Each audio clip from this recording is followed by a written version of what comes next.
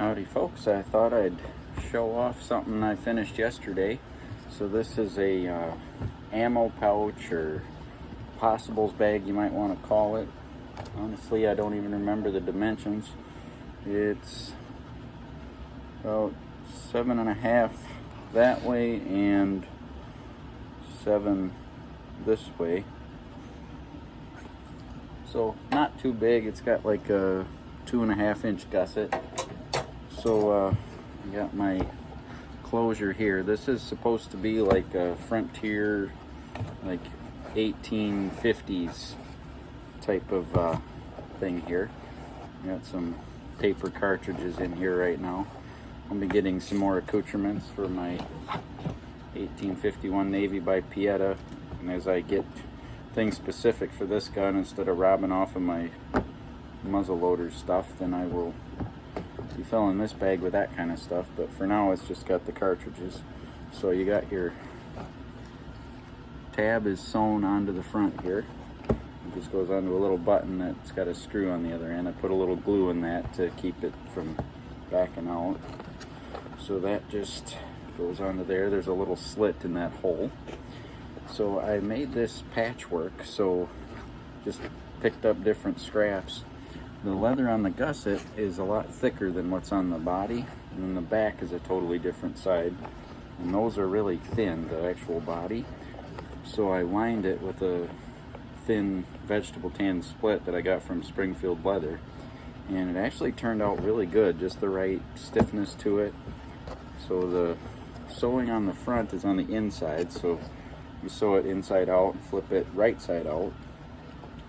First I had to sew the gusset on, sew my liner in there. And then on the back side I used lace. And I made one mistake, well, actually two mistakes on the back here. I did this one backwards, but it's just for me, so thought I ought to add to the rustic of it.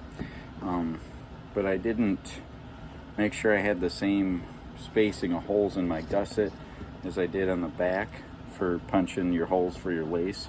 This is homemade lace, by the way, that I used one of these lace makers. It's Chrome Tan Water Buffalo. Makes pretty good lace. It's a lot stretchier than cow and doesn't break. So anyway, I didn't have my spacings right, so I laced the whole thing up and I ended up like this, all crooked. So I had to undo all the lace, redo it, and then as you can see I skipped a few, I don't know if the camera's going to pick it up, but I skipped a few holes every now and again, just kind of randomly wherever it looked like it was a good idea to skip them. And from the front you would never know, it actually turned out really nice looking. So I used a whip stitch. There's videos out there on YouTube is how I learned how to do that, but you have to start on one end and you basically just weave in and out and then finish off on the other. But the strap is just attached on the back, obviously, and it's just more scraps that were, some of them long, some of them short, and I just used a piece of that same kind of lace to attach them. It makes it look pretty rustic, and it holds its shape really well, so you're not trying to fumble around getting your hand in there. It's nice and big, plenty of room for cartridge boxes.